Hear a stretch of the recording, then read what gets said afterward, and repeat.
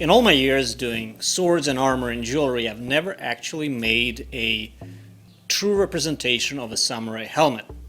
And this will be my first opportunity. To make a decent historical helmet that is at the same time fitting to the new character Takeda in the game, I'm choosing to make the bowl out of 5 parts. The visor, the central piece, 2 sides, and a band that goes around here.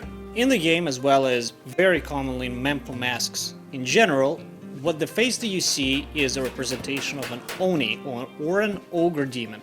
Oni are not indigenous to Japan and arrived from the continent around the 10th or 9th century, thereabout, and evolved into an Oni god sort of devil figure that does not perform the purpose of a devil in the West, but is more likely to be described as the guardian of hell and the devourer of sinners.